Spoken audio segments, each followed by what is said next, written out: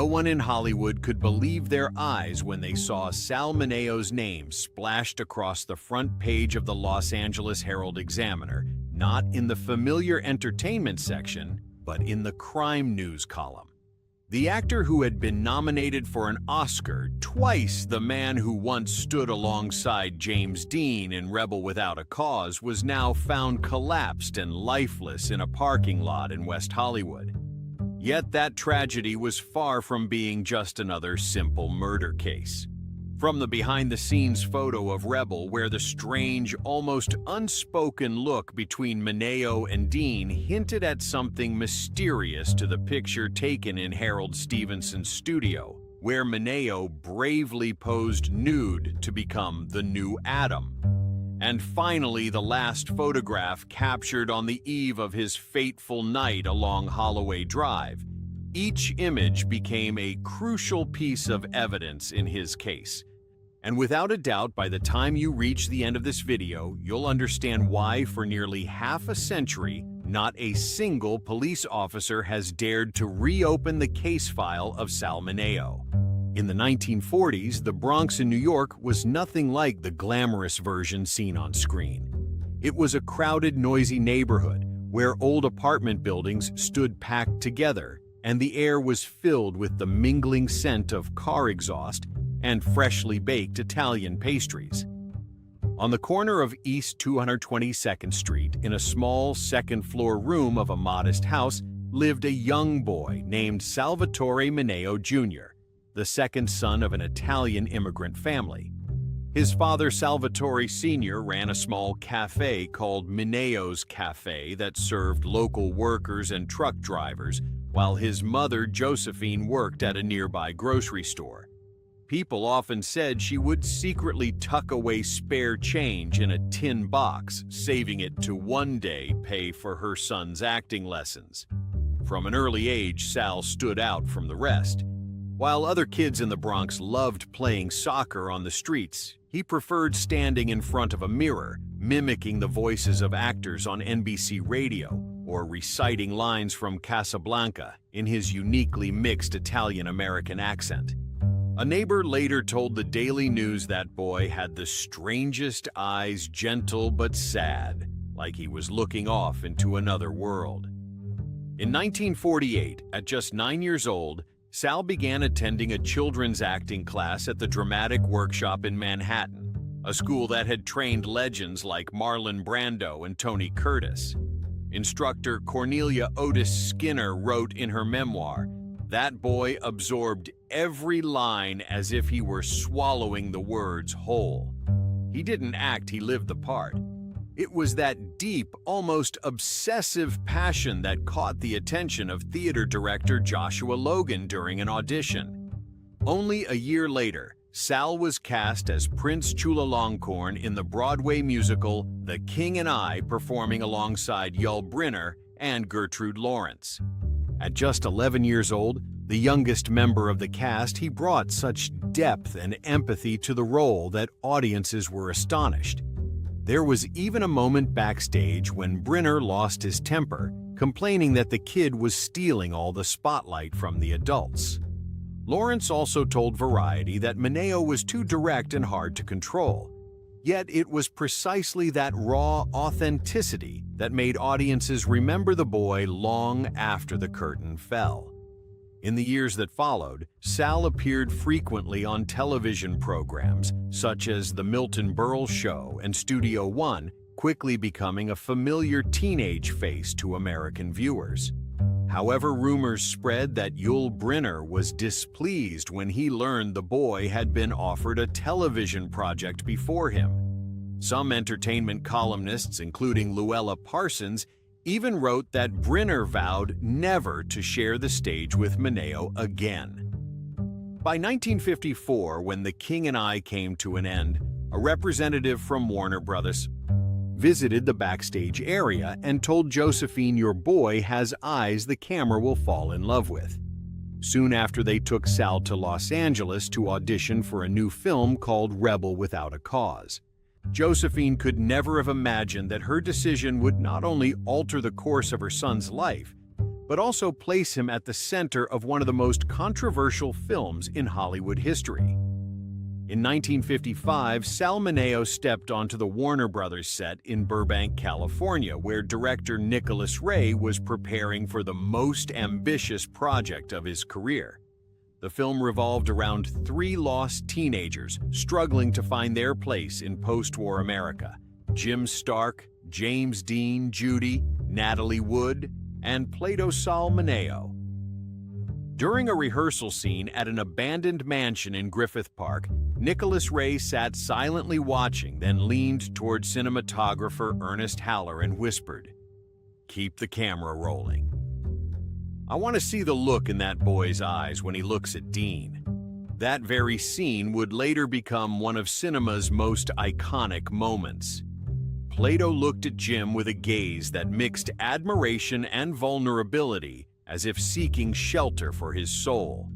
Film critic Richard Schickel later wrote in Life magazine, "It was one of those rare moments when American cinema touched the truth about loneliness and the desire to be understood. Yet, behind the camera, things were far from peaceful. James Dean, only 24 at the time, had already earned his reputation as Hollywood's rebel.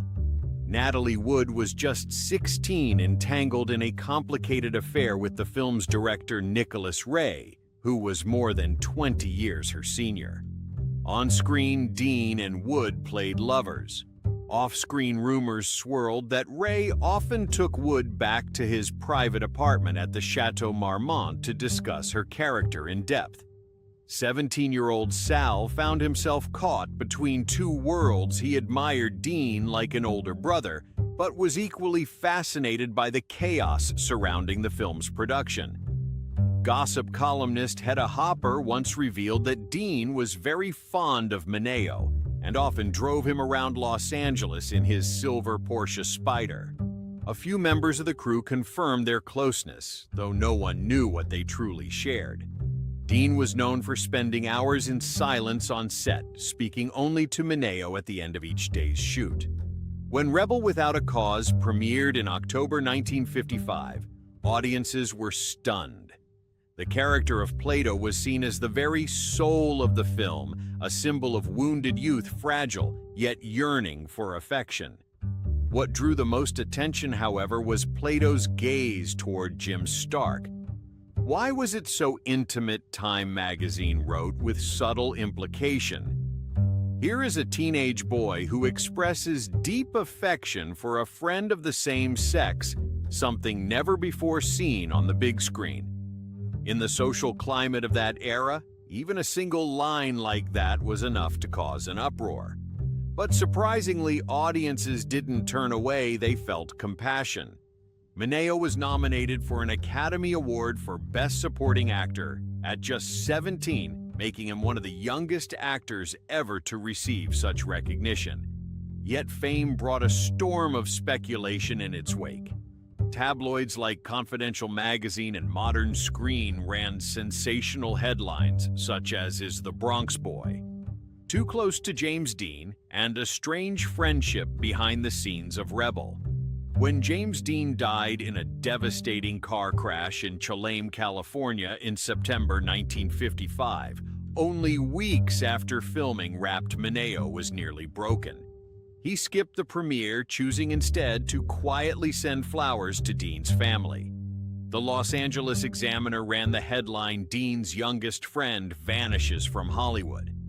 In a rare 1956 interview with KTLA, Sal softly said he was the first person who made me believe I could be myself. The remark was later quoted by numerous newspapers, further fueling the public's curiosity. Yet, the glow of Rebel quickly faded into pressure. Mineo suddenly became a symbol of lost youth, too delicate to play the hero, yet too intense to fit the mold of a gentle character. In the years that followed, he gradually turned onto a new path, stepping into an entirely different world, one where he no longer needed lines to speak, only a microphone, and the thunderous cheers of thousands of fans, the pop music stage. By late 1956, Rebel Without a Cause was slowly being forgotten by Hollywood. James Dean was gone. Natalie Wood had become an A-list star, and Sal Mineo, the Bronx boy, once nominated for an Oscar, found himself trapped in the fog of fading fame. Studios didn't know where to place him, too unconventional to play clean-cut heroes, yet too famous to simply disappear. During those months of unemployment, Sal lived quietly in a small apartment in Laurel Canyon, its walls covered with photographs of old friends. On a wooden table by the window, a picture of Dean still sat there beside an old RCA radio. That very radio would open the door to another world for him. One evening, while listening to American Bandstand play a song by Elvis Presley, Sal suddenly thought, "If they don't want me to act, I'll sing." What seemed like a passing impulse soon turned real. Just a few weeks later, RCA Victor actually approached him with an offer to record. They knew the public still remembered the boy who once played Plato and wanted to transform that image into a pop music star. In early 1957, the single "Start Movin' in My Direction" was released. Within only 2 weeks, it shot to number 9 on the Billboard Hot 100 and Thacker 16 in the UK, selling over 1 million copies, a number that even caught Elvis's attention. The press called it the miracle from the Bronx, and The Ed Sullivan Show invited Mineo to perform live before millions of television viewers. The record cover, featuring his radiant smile and slicked-back hair, spread everywhere in record shops, college dorms, and even in the lockers of high school girls. 17 magazine dubbed him America's Prince of Smiles, while Modern Screen ran a bold headline, "From Plato's shadows to the spotlight of a national idol." Yet, behind those dazzling lights, Sal felt empty inside. He was forced to maintain the image of a good boy that his record label demanded. When a photoplay reporter asked if he was seeing anyone, the company quickly arranged for him to be seen with young actress Jill Howarth at a staged party. Photos of them holding hands at the Beverly Hills Hotel flooded the newspapers, but friends later told The Hollywood Reporter that they had only met 3 times and had barely spoken privately. Behind the scenes, Mineo felt like he was being turned into a product for others to profit from. He confided to a Variety journalist that he was under contract to perform continuously in New York, Chicago, Dallas, and Las Vegas, forbidden from changing his hairstyle or speaking freely. Around this time, rumors emerged that Elvis Presley had once invited Mineo to perform with him in a live show. According to the Los Angeles Examiner, RCA representatives blocked the invitation, claiming that the two were too similar in image and unnecessary competition. The singing career brought Sal thousands of dollars a week, but it also made Hollywood turn its back on him. Directors no longer believed in the acting ability of a pop idol. Some of his former co-stars even mocked him. Natalie Wood once joked on Peter Potter's radio show, "Sal's too busy signing records to make movies anymore." Behind the bright smile on the album covers were long, lonely nights. Friends said he often drove his Ford Thunderbird along Sunset Boulevard, listening to music and talking to himself. In a journal later found among his belongings, Sal wrote, "They want me to sing like a machine, while all I ever wanted was to tell stories through emotion." Just when his fame seemed to be slipping away from the world of cinema, an unexpected phone call from Otto Preminger changed everything. In the summer of 1959, Sal Mineo arrived in Israel. He was 21 years old, then thinner than before, his hair neatly cropped short, his face tanned under the Mediterranean sun.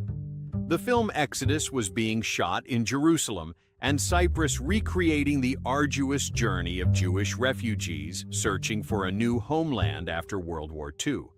Preminger cast Mineo as Dov Landau, a young man who had survived a concentration camp and carried deep psychological scars. On set, Preminger was known for being demanding to the point of cruelty. He required Mineo to read the real files of Holocaust victims in order to fully absorb the emotional depth of his character. There were days when Mineo filmed for 12 straight hours under the blistering 42-degree heat, his sweat mixing with dust until his uniform clung to his skin. Cinematographer Sam Levitt recalled that during one scene where Dov relived his imprisonment, Mineo actually fainted. The set fell completely silent. No one dared to touch him. When he regained consciousness, he whispered, "Keep that take. Don't reshoot it. It was real." That scene would later bring an entire New York theater audience to its feet in applause. The New York Times published a lengthy review praising him. "Mineo is no longer the boy Plato. He is the soul of survival." The performance earned him the Golden Globe Award for Best Supporting Actor in 1961, and a second Oscar nomination, a rare achievement for a 21-year-old actor. Yet that dazzling success also ignited controversy. Some conservative critics refused to believe that a pop idol could deliver such a powerful, weighty performance. The Los Angeles Times ran a headline questioning, did Mineo truly act, or was it just the audience's sympathy? Meanwhile, director Preminger openly criticized Hollywood, saying they fear him because he refuses to obey. The filming of Exodus was equally tense behind the scenes. Daily Variety reported that during the final shoot in Cyprus, Mineo and Preminger had a heated argument because the director wanted him to express pain through screaming, while Sal insisted that silence is far more terrifying. The disagreement escalated to the point that production was halted for a day. Preminger, known for his arrogance, ultimately kept Mineo's restrained, silent interpretation in the final cut. While Exodus was being celebrated everywhere, the press began digging into the past. A columnist from The Hollywood Reporter brought up the close relationship between Mineo and Paul Newman, his co-star in the film, insinuating that they were closer than usual. The rumor spread so widely that Newman was forced to publicly clarify on NBC's Tonight Show, "Sal is like a younger brother to me. Don't make up stories." Mineo's career had reached its peak, yet it was precisely at that moment that Hollywood began to change its taste. A new generation of young stars like Warren Beatty and Robert Redford was rising, while Mineo found himself trapped in the image of the sensitive young man. Studios grew increasingly hesitant, fearing that the public had lost interest in him. After the spectacular success of Exodus, Sal looked around and realized that the world of cinema no longer had a place for him in an era dominated by strong, heroic figures. He began searching for a way to break free from his old image, choosing a new path, bold, risky, and full of challenge. One where he was willing to gamble his entire reputation just to be seen as a true artist. In 1963, while most Hollywood stars were still clinging to their polished, picture-perfect images on magazine covers, Sal Mineo, a two-time Academy Award nominee, had almost completely disappeared from the screen. He refused to keep playing the same repetitive, sensitive young man roles, withdrew from Hollywood, and moved back to New York, settling in a small apartment in Greenwich Village, a place that only a few years later would become the heart of the counterculture movement. In those early lonely days, he met Harold Stevenson, an Oklahoma-born painter gaining attention for his role in the New Realism movement, known for his massive canvases depicting the male form with an almost obsessive level of detail. In a 1964 interview with Art in America, Stevenson recalled, "When I met Sal, I saw a sadness in him, as if he were trapped inside his own body. I wanted to paint that." At the time, Stevenson was working on an enormous project titled The New Adam, a painting nearly 12 meters long, 839 feet, portraying a man lying outstretched as a symbol of America's post-war rebirth. He asked directly, "Do you have the courage to become the image of the new man?" Mineo agreed without hesitation. That decision sent shockwaves through Hollywood. At the time, it was virtually unheard of for an A-list movie star, especially one from blockbuster films, to pose nude for an artist. The Los Angeles Examiner ran a bold headline, "Sal Mineo leaves Hollywood to bear it all," while Variety called it a quiet act of career suicide. Stevenson and Mineo worked together for nearly 2 months in a studio in New York's Bowery district. According to records preserved at the Guggenheim Museum, Mineo often came in the evenings to avoid photographers. Some reports claimed he had signed a confidentiality agreement. But by the end of the year, a gallery employee accidentally leaked to the Village Voice that Stevenson's model was the star who once appeared alongside James Dean. The rumor spread like wildfire. When The New Adam premiered at the Guggenheim Museum in October 1964, thousands of people lined up around Fifth Avenue just to see it in person. The painting depicted a man's body bathed in soft light, his skin rendered with the delicate realism of a Greek sculpture, his face obscured in shadow. Critics hailed it as the rise of the naked self, but the public fixated on one burning question: was the man in the painting Sal Mineo? Hollywood's reaction was swift. The studios turned their backs on him. Warner Brothers canceled his role in the greatest story ever told. The Hollywood Citizen News branded him a destroyer of the screen's moral standards. Yet in New York's art circles, he was celebrated as a pioneer. Andy Warhol invited him to the factory, and Interview magazine wrote, "Mineo is stepping out of Hollywood's shadow to become a symbol of creative freedom." When asked about the controversy, Sal spoke calmly on The Mike Douglas Show, "I didn't do anything wrong. I just appeared as myself." Maybe Hollywood doesn't like that, but art was never meant to be comfortable. After The New Adam, Mineo was virtually shut out of every film studio. Friends recalled that he would often wander alone at night along Venice Beach, jotting down stray thoughts and ideas in a small notebook. It was during this period of rejection that he found a new escape: the stage.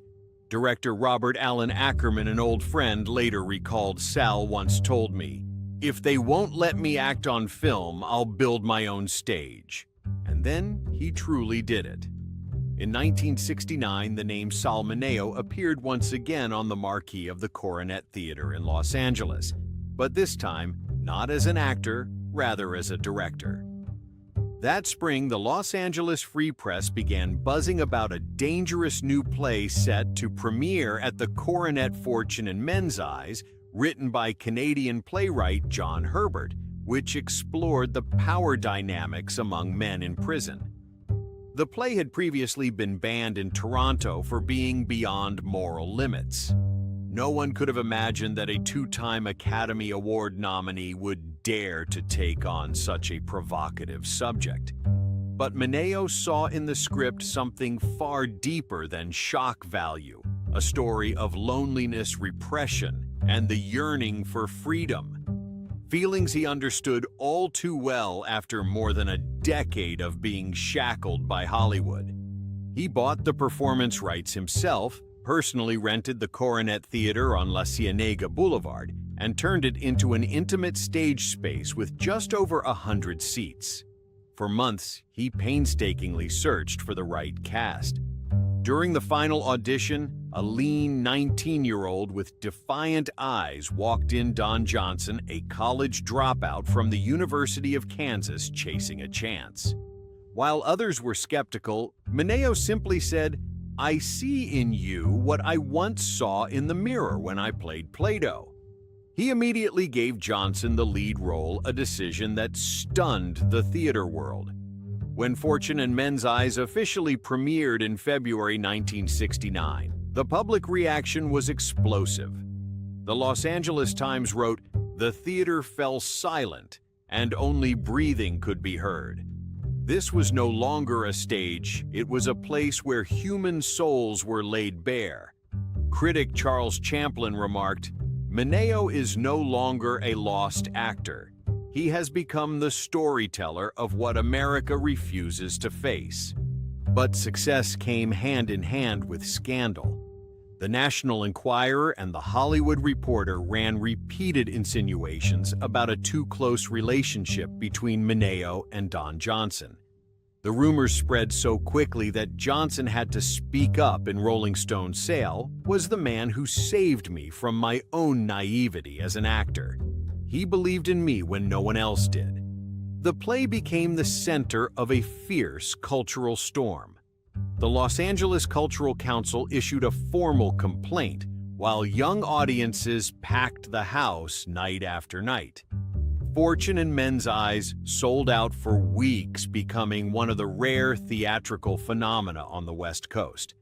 From a star once cast out by Hollywood, Mineo was now celebrated in the theater world as a pioneer who broke boundaries. The New York Post wrote, "He is a man who has died twice and resurrected himself through art." As for Don Johnson, who would later rise to fame in Miami Vice, he often said, "If it weren't for Sal, I might never have made it past my first audition door." Even so, praise could not erase the fractures in Mineo's career. Major studios remained cautious, fearing that the name Sal Mineo would always be associated with artistic scandal. Yet Sal refused to retreat. In a 1971 interview with journalist Bose Hadley, he stated candidly, "I'm no longer afraid of losing my reputation. What I fear most is not having the courage to tell the truth." When the curtain finally fell on Fortune and Men's Eyes, the audience rose to their feet in prolonged applause, unwilling to let the moment end. But for Sal, this was only the beginning of a new chapter, one where he no longer performed from Hollywood scripts, but lived out the story of his own life. From the bright lights of the Coronet Theater, Sal Mineo's path gradually led him to the most courageous decision of his life, to reveal his true self during a time when America was still far from ready to face that truth. By the mid-1970s, while Hollywood was captivated by a new generation of actors like Marlon Brando, Al Pacino, and Robert De Niro, the face that had once charmed all of America had nearly vanished from the screen. Sal Mineo now lived quietly in a small apartment in Laurel Canyon, sometimes riding his silver motorcycle along Sunset Boulevard before stopping by Musso and Frank's Cafe, a familiar gathering spot for old Hollywood actors. Many still recognized him, greeted him warmly, yet no one asked what movie he was working on anymore. The glow of rebel without a cause had long since faded. Film contracts no longer came his way, while rumors continued to cling to his name without pause. The National Enquirer once ran the headline, "Mineo, famous not for his roles, but for the mystery surrounding his life." As Hollywood evolved, Sal chose a path that shocked everyone. He decided to be honest about who he really was. One afternoon at a small cafe on Sunset Boulevard, journalist Bose Hadley, known for his interviews with stars who were difficult to open up, came to meet Sal. They talked for hours about cinema, about the years he had been confined to the label of teen idol. Then Hadley suddenly asked, "Who was the person you loved most in your life?" Mineo gazed out the window silent for a long moment before speaking softly, his voice low and weary. "I've loved men and I've loved women. There's nothing to hide about that." What might have seemed like a simple personal confession struck like thunder in the clear Hollywood sky of 1972. It was a time when film studios controlled every aspect of an actor's image, when being different meant being erased from the list of potential leads. The very next day, several entertainment gossip papers picked up the scent of the story. The Hollywood Reporter ran a small line, "Sal Mineo shares an unusual view on love." Meanwhile, Variety chose silence, the kind of silence Hollywood reserved for those it intended to bury. Yet those close to Sal said he seemed lighter than ever. Friends revealed that he was in a serious relationship with Courtney Burr III, a stage actor who also taught acting alongside him in West Hollywood. They rented a small rehearsal space together and were sometimes seen strolling around Beverly Hills. Many continued to gossip, but Sal no longer cared. In a 1975 interview with People magazine, he said, "I don't want to live behind a mask anymore." Hollywood, however, was not ready for such honesty. Directors stopped calling. Producer David Merrick refused to sign a new contract with him, saying his name makes the television networks uneasy. Some of his former co-stars even avoided appearing with him on red carpets. The New York Post described it plainly: Sal Mineo has become a man admired by the entire city and yet utterly isolated. Even so, in another light, he became a symbol of courage and authenticity. Independent art magazines in Los Angeles called him the man who dared to live truthfully in a world of hypocrisy. Sal continued to dedicate himself to the theater, including the play P.S. Your Cat is Dead, a dark comedy infused with psychological depth that he deeply cherished, as if he had found himself in every line of dialogue. That play was his final hope, the one thing that might help him reclaim his place in the hearts of audiences. But fate would not grant Sal Mineo the chance to begin again. It happened on a quiet evening in the heart of Los Angeles. After a late rehearsal of P.S. Your Cat is Dead at the Westwood Playhouse, Mineo left the stage later than usual. Just hours earlier, he had finished a discussion about bringing the play to Broadway. In his hand, he still held a folded script, inside of which was a slip of paper that read, "Opening Night March." Perhaps that night would have marked the long-awaited return, nearly 10 years after Hollywood had left him behind. As he drove back to his apartment at 8563 Holloway Drive in West Hollywood, the city had already gone dark. The neighborhood was peaceful back then, a mix of artist bars and aging apartment buildings. Several neighbors later recalled seeing him park his car, the script still in his hand, softly whistling as if in a good mood. Then suddenly a strange sound, just a few seconds, and then silence. When police arrived, they found Sal collapsed beside his car. His neighbor Janet Roberts told KTLA News, "At first we thought someone had tripped, but when we ran out, I saw he wasn't breathing." The news broke just hours later, sending shockwaves through Los Angeles. The Los Angeles Herald-Examiner ran the front-page headline, "Star of Rebel Without a Cause Found Dead in West Hollywood Parking Lot." Speculation spread immediately. The National Enquirer claimed he might have been followed, while The Hollywood Reporter suggested it was a robbery gone wrong. The police found nothing missing except for his wristwatch and the script, which had fallen a few feet from his body. The case quickly went cold. 2 years later, during a renewed investigation, police arrested Lionel Ray Williams, a 19-year-old security guard with a record of robbery. Williams confessed that he had attacked Sal in an attempted mugging, unaware that the man he stabbed was a famous actor. The Los Angeles court sentenced him to 51 years in prison. Prosecutor Stephen Kay told CBS News, "This wasn't a conspiracy, but it shattered Hollywood's sense of safety." Even after the conviction, rumors surrounding Sal Mineo's death never ceased.